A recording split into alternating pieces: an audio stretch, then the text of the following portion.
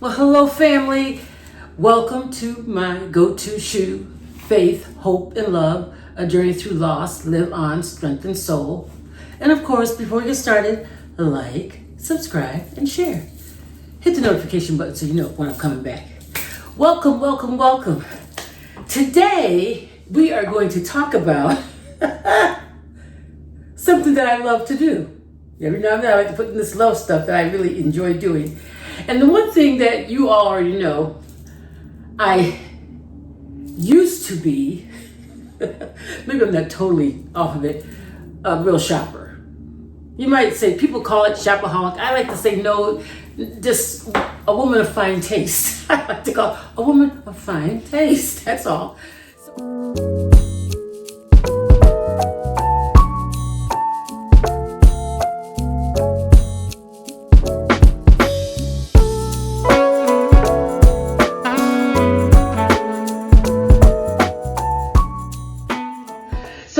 But I thought I would talk to you a little bit about it because I would consider myself a shopaholic, but I don't just shop to shop. Well, I didn't used to just shop to shop. I usually have I shop and I'm looking for things that already go with what's already in my closet. I've always been that way.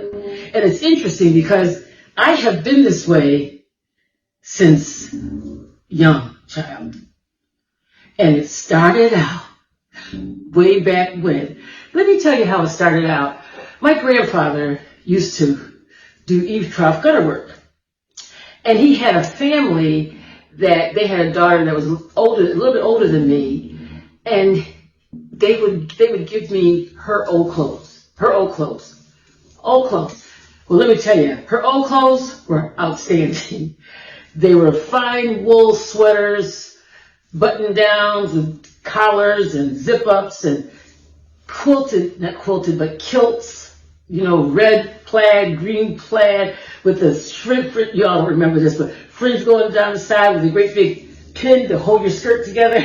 They had it was a style. You had a big, looked like a big pin, just a safety pin really, like a safety pin, but it was large and you gold plated and you put that at the side of your skirt and it just had a real preppy look.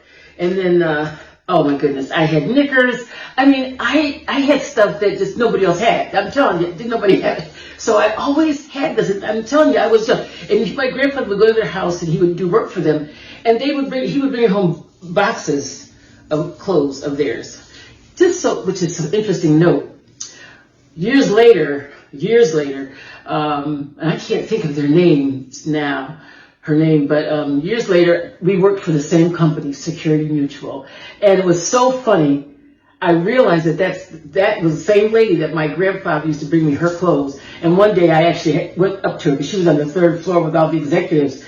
And I said, you don't remember me, but you might remember my grandfather, Andrew Lee Jefferson. And when your clothes were too small for you, they would give them to me when you grew out of them, however. Anyway, that's I don't know if it started there, but I just have always had this thing about clothes. And one thing I do love, when I wake up in the morning, this is the truth, and I can't tell you when I wasn't like this. I have an idea. I don't plan what I'm wearing, never. What I do is when I wake up in the morning, it's how I feel. If I feel like a blue striped shirt, that's what I put on. If I feel like just all white, I put on. I don't care who's wearing white, it doesn't matter to me. If I want to wear all white, I'm putting it on. It's just the way I feel. It's all about how I feel when I wake up in the morning. And sometimes I'll have two thoughts of what I'm going to put on. It might be what's really bright, and then it might be something that's not so bright. So the only thing that gives me a little bit deterrent is if it's really raining, I don't like to mess up my shoes. So if it's really raining hard, I will figure out something to wear, a pair of shoes I'm not that crazy about. So I don't have to worry about the shoes getting messed up.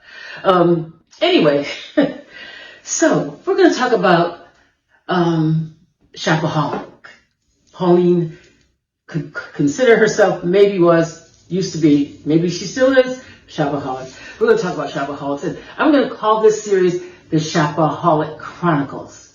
The Shopaholic Chronicles. That's what I'm going to call it.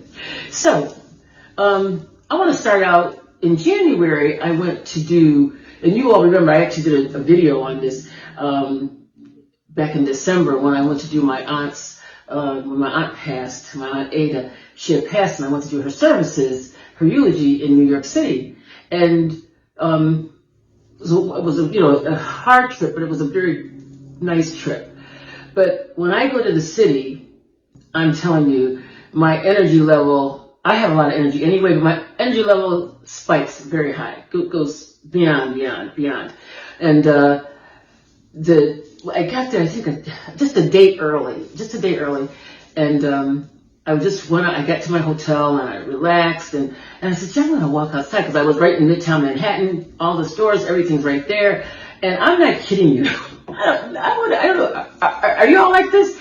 When I went into the store, my brother brought me back to my hotel, and I said, well, I'm going to go shopping. Wasn't buying anything, but I just want to go look around.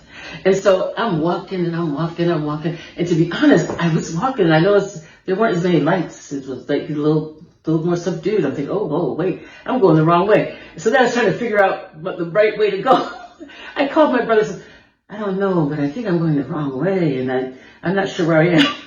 So he turned me around, and he says, just keep going straight ahead. You're going north, you're fine.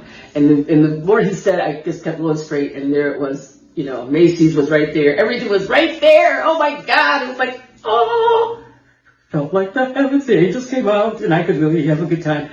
So now, and still it was January, so Christmas time, I don't know how many of you go to New York City at Christmas time or if you've been there during the holiday season, but it's absolutely stunning because the window displays are off the chart. They're just beautiful. And I sat there and I just watched the window displays. I stood there watching the window displays with all the other people who were doing the same thing because there were a lot of tourists there at the same time. And I'm trying not to look like a tourist, to be honest. I'm trying to be like, I'm a New Yorker, trying to act like it, but, just trying to do my best. Anyway, I'm saying this to say this. I had no intention of buying anything, but I go into the shoe department, and you all know, my go-to shoe, I love shoes. And I'm going through, and I mean, it was a shoe shopper's heaven. Shoe shopping heaven. There were so many shoes that you just can't find those styles of shoes different places like that. Here, we're in the DMV, and we have a good selection of things, but the shoes in New York have always been off the chain. And I remember that from when I was in high school, when I would come back every summer with some new shoes that people just did not have, but I had them. Anyway, so here I was going through Macy's and checking out the shoes, and they have different levels of shoes, price points, different level price points of shoes.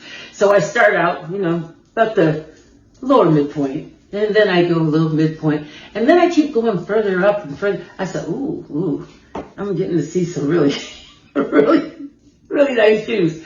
And so I sat down and I said, well, I'm going to try a few on. So I tried some shoes on. Great. They all look great. So then the wheels start to turn. You shoppers, your wheels start to turn and you're trying to figure out what you could buy and what you can't buy and what you could just take home. Well, anyway, I found 2 pairs of shoes that I just thought they weren't badly priced at all. I think totally I paid about $250 for 2 pair. For 2 pair, that's excellent. Let's see, they're also both over a little bit over $100, but that was really a good price. Very good price, especially for me. Actually, excellent prices. And so I was real excited about the shoes. So I did 2 pairs of shoes, bring them back to my hotel, and I'm just over the top. I'm excited. Anyways, make a long story short, I get back home, and I don't know why, But I was looking in my closet and I said, did you really need to buy these shoes, Pauline? And I said to myself, no, you didn't really need the shoes. Could you really afford the shoes? It probably was okay, but I really didn't need to put that out there. Even though they weren't real expensive, I probably didn't need to buy them. But the more I thought about it, I thought, oh my goodness, I need to take these back. It took me maybe a month to think about it, though. It wasn't a quick decision. Anyway, it was, so about a month later, I was talking to a friend of mine, and I said, I didn't really need to buy those shoes. I didn't really need to buy shoes. And so they mentioned this, well, Paul, you've got so many shoes. But you don't really need them. And just so happened around that same time, it was the Fashion Week Fashion Week, or either I was looking on TV, on the YouTube, and I was seeing some of these fashion shows of the designers. One of those pair of shoes was a what do they call it? Not a mock of a high-end shoe. And then I got real excited. I said, oh no, these shoes, you're not going to be able to find these shoes anywhere. These are really, it's a knockoff. They call it a knockoff of a high-end shoe. So I said, oh gosh, I can't take those back. Nobody's going to have those. Those are like off the chain. Well, to make a long story short, I don't know why I made the decision to take things back. Because I don't normally take things back unless I really don't want them. But I just decided I didn't need them. I said, you know what, Paul, you don't really need those shoes. You really don't. So, and since Macy's is right here, and I had my receipts, I just took them back to Macy's and never thought no more about it after I took them back. So that was January that the shoes went back, or early February. And then I thought, I need to not shop for 3 months. No shopping, just cut it off. Just cut it off, no shopping. And so I did. I said, so 3 months, I took those back, and I didn't buy anything for January, February, March. I thought, oh, that's good. Then my friend says, they said, you know what? Well, Paul, you might as well go the whole year. Why can't you just go the whole year? You don't need anything. You got plenty of stuff. You just go in your closet, you can find something. So then the wheels start to turn. I'm like, well, that's not a bad idea, but I don't know. Because then I'm thinking about the places I'm trying to go to and different things I want to attend. Do I need something? Do I have what I already, do I have something for these different events that I'm going to be going to? Am I going to be able to make it a whole year? Because it just so happens I had a big wedding to go to. But this friend of mine said, well, Paul, you probably got something in your closet you could use. I said, yeah, but I don't know. Anyway, long story short, there was something in my closet I could use. So I made it the 3 months. Then I made it 6 months. Now I want you to think about this, because every other Friday I would go to Tyson's 1, and then Tyson's 2, or Tyson's 2, and then Tyson's 1. I would alternate, but I'd always go to Tyson's every other week. And I'm just first I might be just looking through to see what they have, but I'm just checking things out. So what I realized, I couldn't do that anymore. I could not really go into the mall and just look, because I am the kind of person that I'm looking for, do I have something already that it goes with? Can I use it? And I was beginning to see some things, like there was this absolutely beautiful leather jacket. I mean, I was just seeing things that I knew were my style, and that's my big thing. If it's my style, I really will want to buy it, because I know what style I am, I know what I like, and I know I'm going to want to buy it.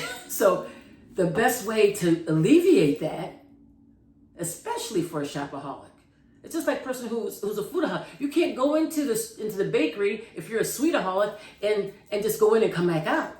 You might buy one little donut or cupcake, but the thing is, one cupcake, one donut does not lead to just that one cupcake or that one donut. So I said, you know what?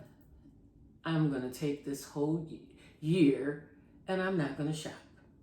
But I'm going to have to find something to do on these Fridays when I'm used to going shopping, right? So, or even Saturdays I would shop too. I would get up and think, oh, it's a beautiful day. Let me go to Tyson. Let's take the nice little drive. It's sunny out. Let me just, just do my thing. So, what I found was this. This is the Shopaholic Chronicles 1. I decided what I had to do was learn to be by myself in my house and enjoy doing something that needed to be done. Enjoy something that needed to be done. So that's what I began to do. And I have to tell you, it was not easy. Because I'm used to doing, when you're used to doing something, that's what you like to do. And it was like, I felt like I was taking my enjoyment away from me. I felt like I was taking the thing that I love to do the most was being taken from me. But it was my decision. But who would have ever thought that we'd have this crazy economy and things would be happening the way they are? I never had any of those thoughts in mind. But anyway, it's actually helped me with that though, because so what I began to notice, y'all, check this out. What was ended up happening is, what happened was, when I would get paid, I was noticing, you have money in your account left over from your last pay. Ooh, that's interesting. That's interesting. I guess y'all don't have that issue, huh? You always have extra in your. Well, I was beginning to see this extra. I'm thinking, wow, this is not so bad. I like this. Now, I don't have some of the things I'd like to buy, but that's okay. But the one thing I wanted you to get through this in this Shopaholic number 1 is that you have to learn to do something else with your time. And the Word of God says, redeem your time. Redeeming the time is making good use of your time. Redeeming the time, and there's a scripture, redeem the time. Make good use of your time. Make every day count. Make it have purpose.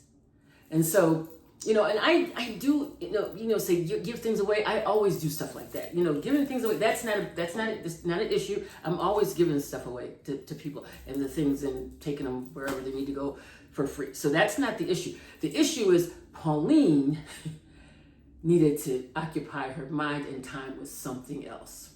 So I did learn to do that and start to clean up some areas in my office, clean up some areas in my closet, and I'll show you my closet. I'll show you some of my closet. You'll see a little portion. I don't want to show you all everything, but you'll see. I'll put some pictures up here of my closet, and so you can see that I am a pretty organized person. I will say that, but all of a sudden when you have that extra time on your hands and you're thinking, what do I do now? I got to do something because you're used to do. Well, let me speak for me. I am used to doing things. I mean, I don't just sit idle. So now I know how to relax and I can sit idle, but there's times when I want to be doing something. So that was what happened. I learned to really make good use of my time by doing some other things that are noteworthy. You can do a lot of cleaning up and getting rid of stuff during that time too.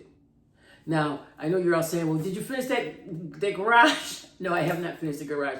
And the only reason why I haven't finished the garage, number 1, is it got warmer, it was just too hot to be in the garage cleaning it out. So, video there. So anyway, this is Shopaholic Chronicle 1.